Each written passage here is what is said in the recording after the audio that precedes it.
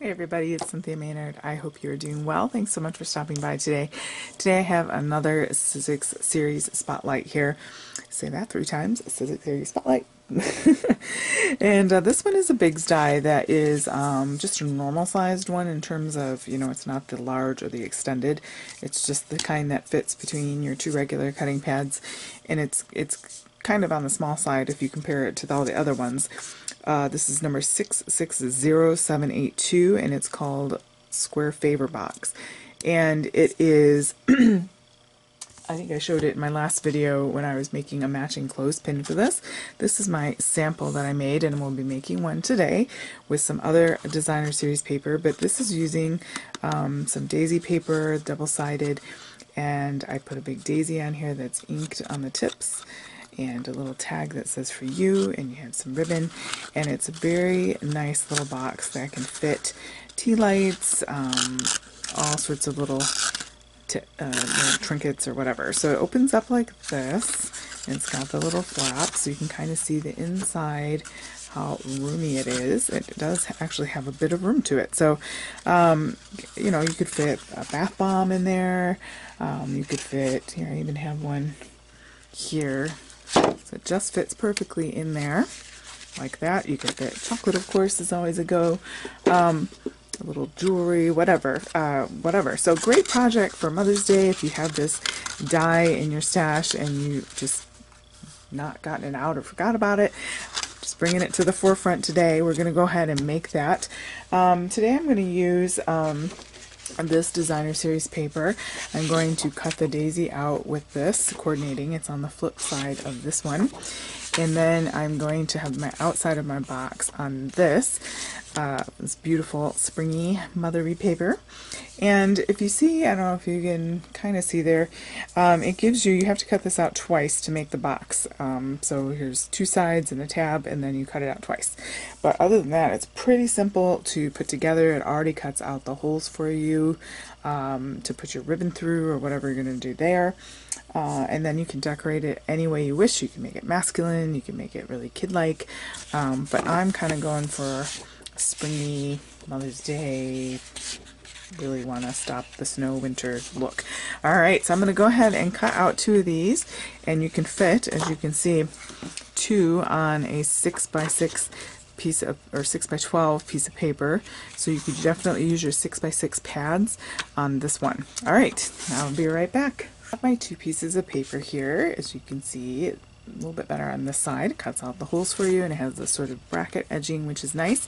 And then we have our 2 tabs, and then it's just a matter of burnishing everything just slightly. This is scrapbooking paper, so you really don't need a whole lot of burnishing going on in terms of it's not really thick, but you can cut thicker things out. What's nice about the steel rule die is you can put several of these papers on and it'll cut them right out. It's on if you have a bunch of these to make, or if you have something like chipboard or something, mat board, something a little sturdier that you want to use it to cut it out of. Steel rule dies are great for that because they will handle bigger materials rather easily.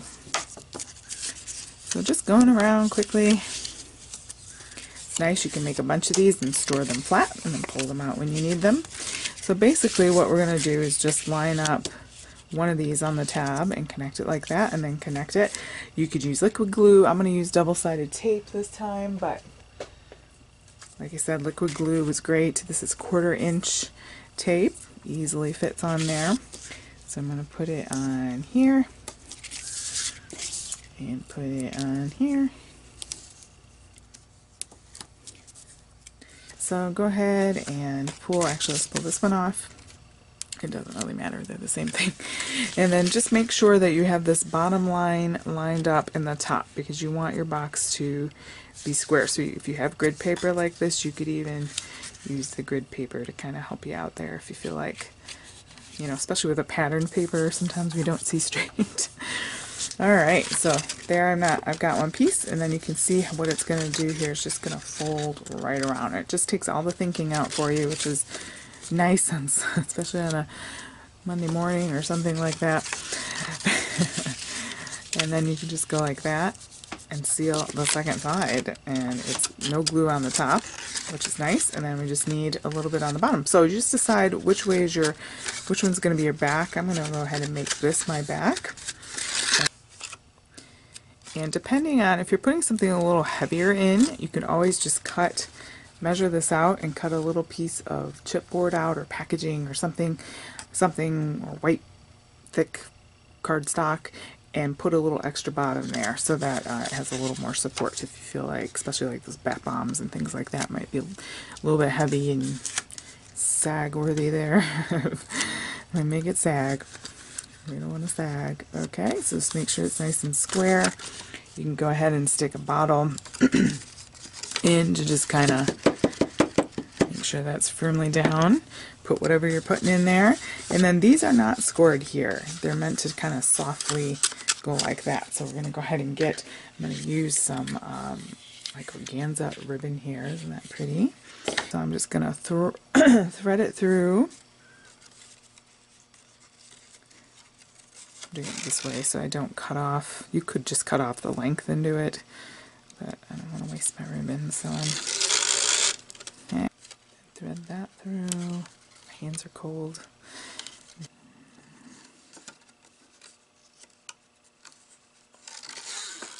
Okay. And then you can go ahead and tie. If you want to hold this closed, you can get if I can find. Okay, oh, here we go. Clothespin to kind of help be your hands for you. If you want it to be more of a droopy bow or more stand-up-ish, and then you just cut off the excess. So pretty and delicate. I love it. Let's go ahead and get our scrap paper, and I have the daisy punch, but you could use whatever flower you have, flower punch or dies that you have, or use your silhouette, cameo, or Cricut. And then I'm just going to cut 2 of those. You can cut as many as you like, or just do one. Manipulate them upwards. You could ink these. I think I might put Winkostella.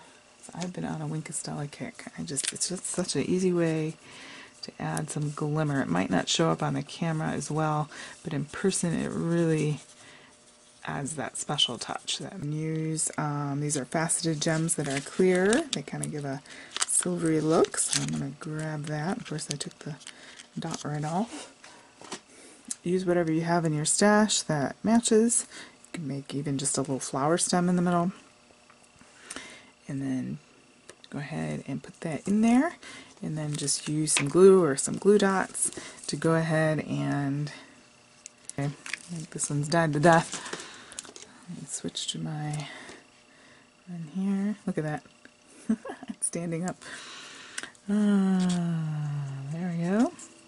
Set them. So I'm going to put the leaf in between, or the little petal in between. I'm going to attempt to. It's nice about liquid glues, you can kind of adjust this fun little flower. Hopefully you can catch some of the shimmer. I don't know if it's going to pick up.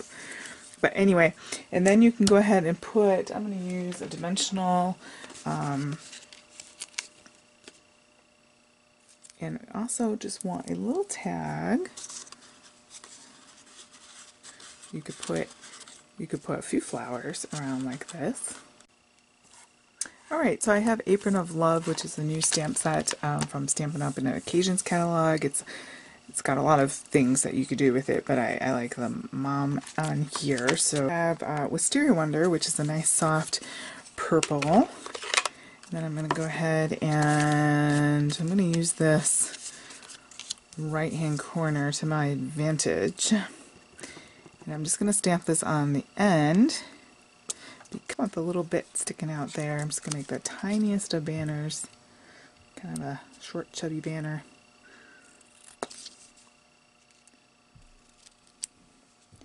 Like that. You could use it with banner punch or whatever. Or just do a better job than I did. Okay, so just a quick little banner there. This is obviously too long. Off the backing here.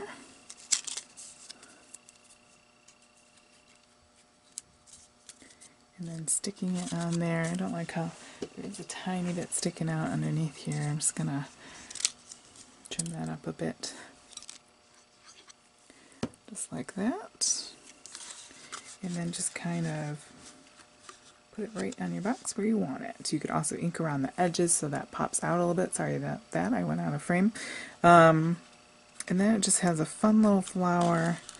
Nice springy little box. There it is from the side. So the flaps are down covering whatever you have on the inside. So you do have that. So anyway, those are my two boxes. I didn't tie this back up. So totally different looks.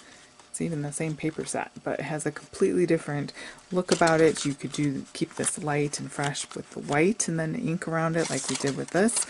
Lots of things you could do with that. But I wanted to show you that die. Keep it in your mind. If you have it in your stash, pull it out and use it. And if not, you could still find that online. Right, so that is a Lori Whitlock die, and she does a lot of great files with silhouette as well. If you're a silhouette follower, I also have playlists of this Sizzix series that I'm doing, as well as a silhouette playlist. I have lots of playlists, so check those out on my channel. Go ahead and subscribe so that you are in the loop for upcoming videos. And any questions or comments, go ahead and leave them down below. Thank you guys so much for stopping by today. Hope you enjoyed that little fun project. Hope spring comes soon. Have a great day.